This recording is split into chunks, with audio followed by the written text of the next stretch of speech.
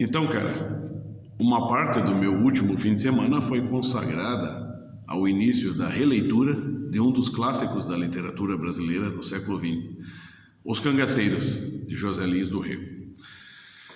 E, bom, para qualquer pessoa que se interesse pela obra desse escritor e que comece a leitura de seus livros por esta obra, especificamente Os Cangaceiros, verá, pelo menos já nas primeiras 5 páginas, né, a pessoa perceberá, se ela estiver realmente interessada em entender, né, o que está escrito, ela perceberá já, né, nas primeiras poucas páginas que o cangaço realmente foi uma coisa séria, grave, uma coisa feia, ameaçadora, né, algo que não trouxe nada de bom. Se foi uma resposta ao que já havia de violência e opressão na região Nordeste, foi uma resposta apenas como autodefesa. Meu querido professor Olavo de Carvalho, em uma breve análise sobre o livro, ele explicou que, na verdade, o povão continuava ali, né, sendo oprimido, só que agora estava no meio de um fogo cruzado entre os criminosos do cangaço e o patriarcado, vamos dizer, o coronelato ali, né? Bom, se você se debruçar um pouco mais sobre o assunto, mesmo que por pouco tempo, né, mas recorrendo a fontes mais sérias, mais profundas, também você descobrirá que muitos dos cangaceiros daquele período trabalharam para os grandes senhores, os grandes patriarcas da região, né? Ou seja, o povo mesmo, né, as pessoas pobres, inocentes, vulneráveis, de bem, essas continuaram oprimidas, né?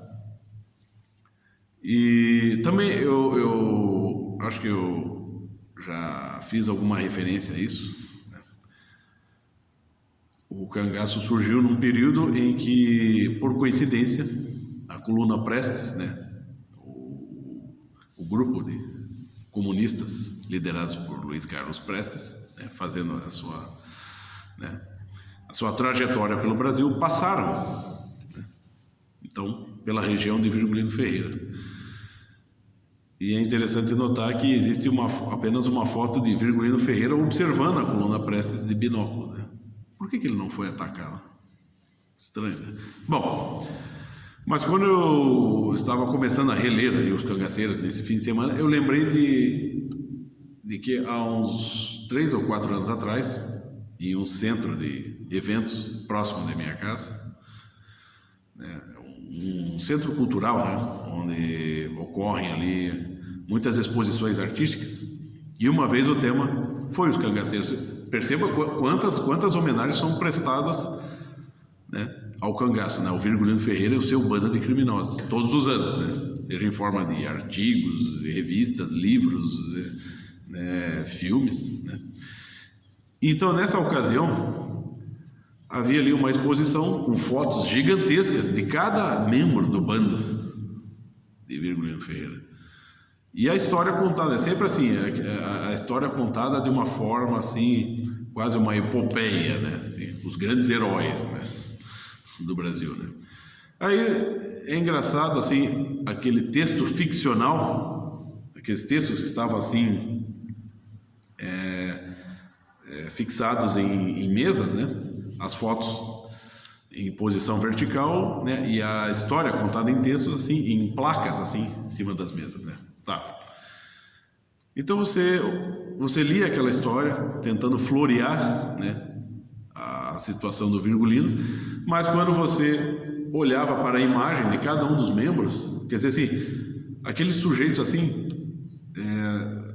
assim, evidentemente antipáticos, ameaçadores, imponentes, né? Quer dizer, ameaçavam até o fotógrafo, né? O fotógrafo que registrou, né, a presença deles ali, né, foi ameaçado de morte. Quer dizer, então as pessoas leem aquela história, aquela historinha, né, bonitinha ali sobre o cangaço, né, aquela ficção bonitinha, e de repente ela olha para aquelas figuras totalmente antipáticas, ameaçadoras ali, e a pessoa tem que acreditar que aqueles sujeitos são verdadeiros heróis, queriam um bem para o Brasil, queriam um bem para você, né?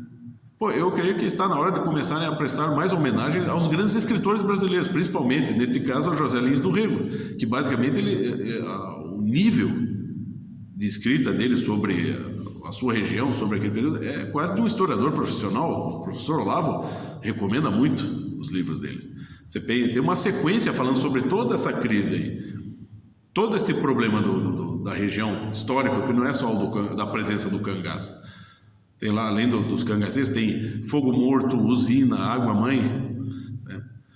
O mesmo Oriano Suassuna, né, que tinha o seu pezinho ali, né, no socialismo, mesmo vamos dizer assim, ao declarar certa admiração por Virgulino Ferreira, ele não deixava de também explicitar que o sujeito era cruel, era o bárbaro, assassino, foi autor de atrocidades, né?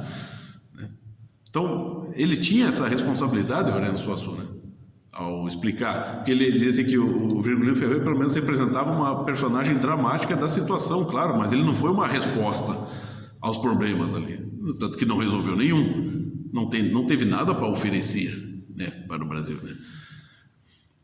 E o que eu acho mais estranho é que, se até hoje, mesmo entre esses, entre aspas, especialistas que adoram falar do cangaço, né, como uma coisa boa, se eles mesmos não chegaram à conclusão se Virgulino Ferreira foi um herói ou foi um vilão, então para que prestar homenagens a ele? Se é uma coisa, se a situação histórica desse sujeito é dúbia, né, dúbia assim, né, até para esses que tentam puxar o saco do cara, para que prestar homenagens, né? Você tem que resolver o problema antes. Agora, para um escritor de alto quilate como José Lins do Rego, e que de forma responsável e lúcida estava ali oferecendo para todos nós aqui, povo brasileiro, uma luz sobre aquela situação, né? Quantas homenagens você ouve, né, ano após ano?